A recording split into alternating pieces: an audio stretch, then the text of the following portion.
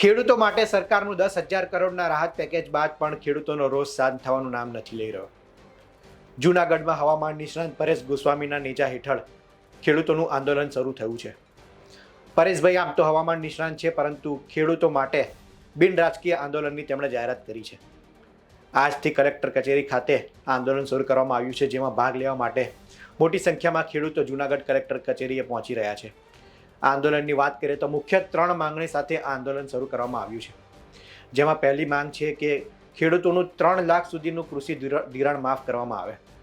ખેડૂતો પાક લેવા માટે જે ધિરાણ એટલે કે લોન લેતા હોય છે, તેમાં કમોસમી વરસાદના કારણે મોટા પાયે ખેડૂતોને નુકસાની છે.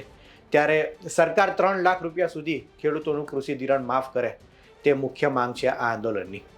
બીજી માંગ છે કે 200 મણ મગફળીની ટેકાના ભાવે ખરીદી કરવામાં આવે. કમોસમી વરસાદ બાદ સર્વે કરાયા બાદ સરકારે જાહેરાત કરી હતી કે 125 મણ મગફળીની ટેકાના ભાવે ખરીદી કરવામાં આવશે.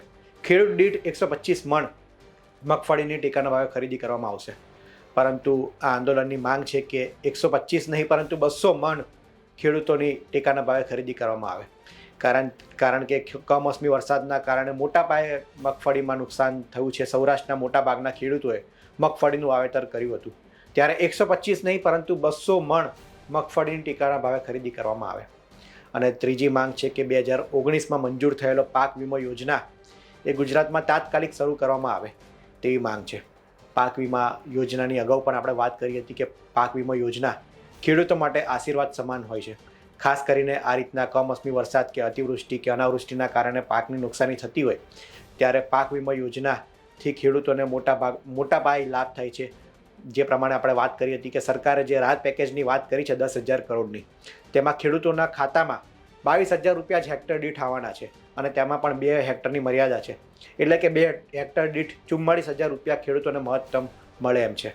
પરંતુ જો ગુજરાતમાં પાક વીમા યોજના લાગુ હોત તો આ રકમ 60% વધી ગઈ હોત, એટલે કે ખેડૂતોને 50,000થી 60,000 રૂપિયા સુધીનું રાહત મળત. પરંતુ ગુજરાતમાં પાક વીમા યોજના લાગુ નથી હાલના સમયે, ત્યારે આ પાક વીમા યોજના પણ તાત્કાલિક શરૂ કરવામાં આવે તેવી આ આંદોલનની માંગ છે. 3 મુખ્ય માંગ સાથે ખેડૂતોનું આ આંદોલન પરેશ ગોસ્વામીના નેજા હેઠળ શરૂ થયું છે. જૂનાગઢ કલેક્ટર કચેરીએ આ આંદોલન શરૂ કરવામાં આવ્યું છે. તેમાં રેલી સ્વરૂપે આવેદનપત્ર આપવામાં આવશે અને સરકાર સમક્ષ આ માંગણી રાખવામાં આવશે.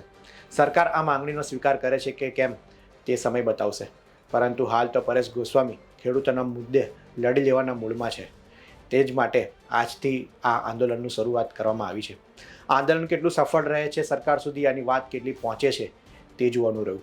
પરંતુ આંદોલનની શરૂઆતમાં તો મોટી સંખ્યામાં ખેડૂતો ત્યાં પહોંચ્યા છે અને 3 માંગણી સાથે કલેક્ટરને આવેદનપત્ર પાઠવવાનું છે.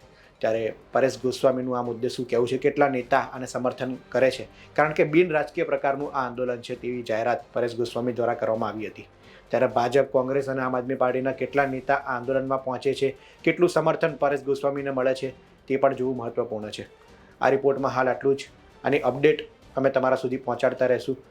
ત્યારે પડે પડના સમાચાર માટે આપ ગુજરાત તક જોતા રહો. ધન્યવાદ.